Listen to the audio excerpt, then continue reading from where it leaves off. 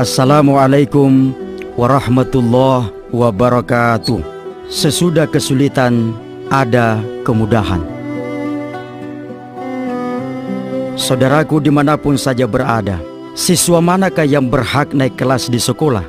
Apakah siswa yang ikut ujian atau siswa yang tidak ikut ujian? Jawabannya tentu yang berhak naik kelas adalah siswa yang ikut ujian. Jadi kalau dalam hidup ini kita diuji oleh Allah, itu tandanya kita akan naik kelas. Tidak disebut seseorang sebagai pelaut yang handal kalau ia tidak pernah menghadapi ombak yang besar. Tidak disebut seseorang sebagai pemimpin yang hebat kalau ia tidak pernah menghadapi krisis atau masalah yang besar. Jadi kalau kita diberikan ujian oleh Allah berupa kesulitan-kesulitan hidup, itu tandanya kita akan naik kelas.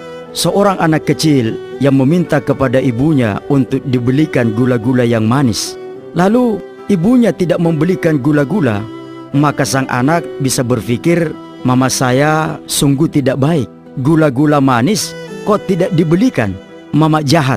Kenapa? Karena pikiran anak itu sempit dan jangka pendek. Sementara pikiran seorang ibu luas dan jangka panjang, memikirkan keselamatan anaknya. Kalau anaknya diberikan gula-gula setiap hari, berbahaya, giginya bisa berlubang. Begitu juga dalam hidup ini. Banyak orang ketika diuji oleh Allah dengan berbagai kesulitan hidup, ia berkeluh kesah, ya Allah, ujian ini berat, ujian ini menyusahkan, ujian ini menyulitkan. Kenapa? Karena pikiran manusia itu sempit dan jangka pendek. Sementara pengetahuan Allah maha luas tak terbatas, di balik kesulitan ada kemudahan. Sampai-sampai Allah mengulangnya 2 kali di dalam Al-Quran. Fa inna ma'al usri yusra, inna ma'al usri yusra. Maka sesungguhnya sesudah kesulitan ada kemudahan, sesungguhnya sesudah kesulitan ada kemudahan. Ketika Presiden pertama Republik Indonesia Soekarno wafat, ulama yang memimpin sholat jenazah adalah Buya Hamka. Selesai memimpin sholat jenazah dan mendoakan keselamatan Soekarno, orang-orang bertanya kepada Buya Hamka, Buya, apakah Buya sudah lupa bahwa semasa hidupnya Soekarno lah yang pernah memasukkan Buya ke dalam penjara? Kenapa Soekarno wafat, Buya datang memimpin sholat jenazah, malah mendoakan keselamatan Soekarno? Buya Hamka menjawab, saya tidak lupa. Justru karena saya ingat, maka saya datang memimpin sholat jenazah dan mendoakan keselamatan Soekarno sebagai tanda terima kasih saya kepada Soekarno. Gara-gara dia telah memenjarakan saya 2 tahun 2 bulan, sehingga saya memiliki cukup banyak waktu untuk menyelesaikan buku saya yang judulnya Tafsir Al-Azhar. Jadi kalau kita baca salah satu karya monumental Buya Hamka, Tafsir Al-Azhar 30 juz Al-Quran, itu diselesaikan penulisannya ketika beliau berada di dalam penjara. Jadi ada hikmah di balik musibah, ada kesenangan di balik kesusahan yang menimpa kita.